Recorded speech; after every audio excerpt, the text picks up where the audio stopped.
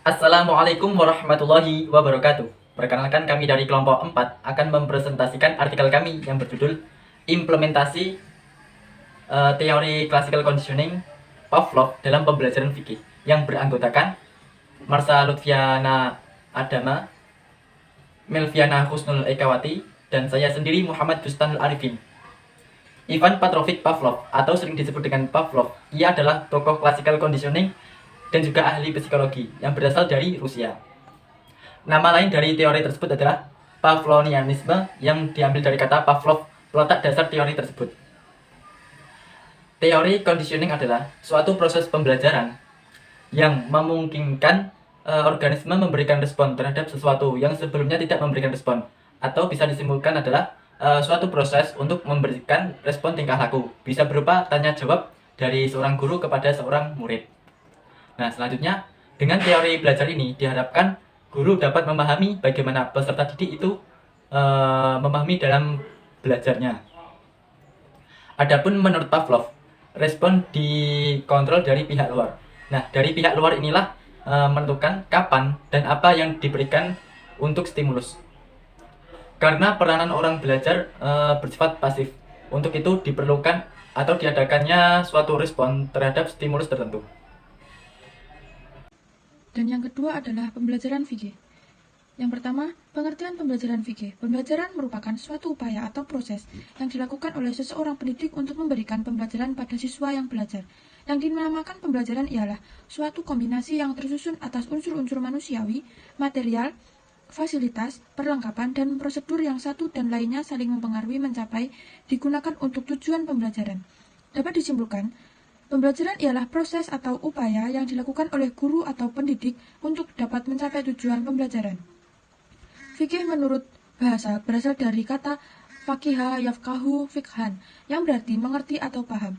Paham yang dimaksudkan adalah upaya akliyah dalam memahami ajaran-ajaran Islam yang bersumber dari Al-Quran dan As-Sunnah. Al-Fiqih menurut bahasa adalah mengetahui sesuatu dengan mengerti. Mata pelajaran fikih merupakan mata pelajaran bermuatan pendidikan agama Islam yang memberikan pengetahuan tentang ajaran Islam dalam segi syara dan membimbing peserta diharapkan memiliki keyakinan dan dapat mengetahui apa itu hukum-hukum dalam Islam dengan benar. Agar kebiasaannya terbentuk untuk melaksanakan di kehidupan sehari-hari, pembelajaran fikih mempunyai arti proses belajar mengajar tentang ajaran-ajaran Islam dalam segi hukum syara yang dilaksanakan di kelas antara pihak guru dan peserta didik dengan materi yang ada dan strategi yang telah direncanakan. Dan yang kedua, tujuan.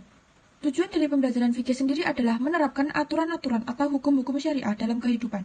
Sedangkan tujuan dari penerapan aturan-aturan itu untuk mendidik manusia agar memiliki sikap dan karakter takwa dan menciptakan kemaslahatan bagi manusia. Kata takwa adalah kata yang memiliki makna luas yang mencakup semua karakter dan sikap yang baik. Dengan demikian, fikih dapat digunakan untuk membentuk karakter. Dan yang ketiga, karakteristik materi fikih. Materi pelajaran fikih yang merupakan bagian dari pelajaran agama di madrasah mempunyai ciri khas dibandingkan dengan pelajaran yang lainnya. Karena pada pelajaran tersebut memiliki tanggung jawab untuk dapat memberi motivasi dan kompensasi sebagai manusia yang mampu memahami, melaksanakan dan mengamalkan hukum Islam yang berkaitan dengan ibadah, mahdoh, dan muamalah, serta dapat mempraktekannya dengan benar dalam kehidupan sehari-hari.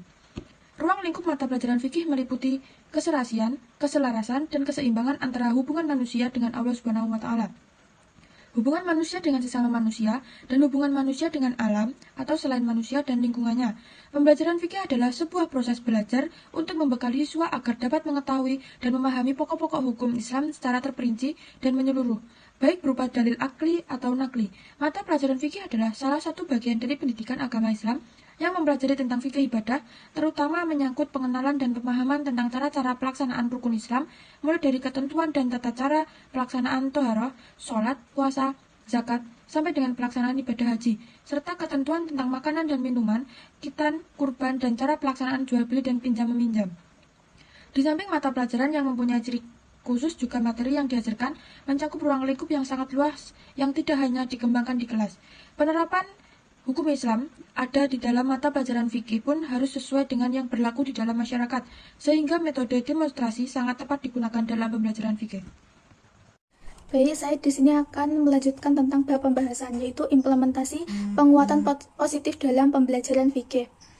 Jadi pembelajaran fikih pada jenjang madrasah itu tidak akan mampu memberikan pengaruh apapun tanpa disertai dengan metode atau gaya belajar yang tepat dan sesuai. Penggunaan teori classical conditioning dalam pembelajaran fikih ini termasuk salah satu metode belajar yang mampu memberikan pengaruh pada peserta didik, baik pengaruh positif maupun pengaruh negatif. Adapun pengaruh positif teori classical conditioning pada pembelajaran fikih yaitu membantu peserta didik dalam menerapkan pembelajaran fikih di lingkungan masyarakat. Yang kedua, mempercepat pemahaman. Yang ketiga, menumbuhkan motivasi belajar siswa, menarik perhatian peserta didik agar terfokus pada pelajaran serta gurunya. Adapun implementasi teori classical conditioning dalam pembelajaran fikih ini dapat dilakukan dengan berbagai cara. Salah satunya yaitu suasana di dalam kelas dibuat menarik. Melalui metode belajar kombinasi yang dilakukan oleh guru akan membuat siswa merasa nyaman selama proses pembelajaran, sehingga diperlukan faktor-faktor yang mampu menunjang keberhasilan implementasi teori ini. Di antara faktornya adalah yang pertama faktor guru, yang kedua yaitu faktor siswa.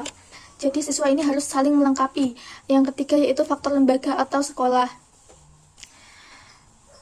Contoh implementasi teori classical conditioning dalam pembelajaran fikih ini salah satunya yaitu pembelajaran tentang mengenai fikih ibadah seperti sholat. Jadi stimulus lingkungan menjadi faktor utama. Seorang peserta didik pasti sudah terbiasa melihat orang tua maupun gurunya melaksanakan ibadah sholat, sehingga stimulus itu tersebut tertanam dalam pikiran peserta didik yang pada akhirnya menimbulkan respon bagi peserta didik untuk melaksanakan ibadah sholat. Yang terpenting dari teori ini adalah latihan dan pengulangan. Adapun implementasi penguatan negatif dalam pembelajaran fikih. Jadi teori belajar dengan classical conditioning ini bila diterapkan dalam pembelajaran fikih juga memiliki kekurangan atau kelemahan. Kekurangan teori ini adalah jika kondisi ini dilakukan secara terus-menerus, maka ditakutkan murid akan memiliki rasa ketergantungan atau stimulus yang berasal dari luar dirinya. Padahal seharusnya siswa peserta didik itu harus memiliki stimulus dari dalam dirinya sendiri atau self motivation dalam melakukan kegiatan belajar dan pemahaman yang diberikan oleh guru. Jadi kekurangan dari teori classical conditioning dalam pembelajaran fikih adalah belajar ini hanya dilakukan secara otomatis dan terlalu bergantung pada stimulus dari luar, sehingga menghiraukan motivasi dari dalam diri sendiri. Namun kelemahan tersebut itu hanyalah beberapa, tidak sebanding dengan sebanding dengan kelebihan teori belajar classical conditioning ini, sehingga kelemahan ini dapat teratasi dengan berbagai strategi yang dapat diterapkan oleh guru. Jadi kesimpulannya, pembelajaran fikih dengan classical conditioning ini merupakan pembelajaran dengan metode stimulus respon, yaitu model pembelajaran yang menggunakan stimulus untuk membangkitkan rangsangan secara alamiah melalui stimulus lain. Adapun implementasi teori classical conditioning dalam pembelajaran fikih ini ditunjukkan dapat berjalan lancar apabila didukung dengan berbagai faktor. Yang pertama yaitu faktor guru, faktor siswa, faktor lembaga atau sekolah. Jadi 3 faktor itu sangat diperlukan untuk membantu keberhasilan tercapainya pembelajaran yang maksimal dengan menggunakan model pembelajaran classical conditioning ini. Sekian dari kelompok kami. Apabila ada kurang lebihnya kami mohon maaf. Bila taufiq wal hidayah, waridho wa inayah. Wassalamualaikum warahmatullahi wabarakatuh.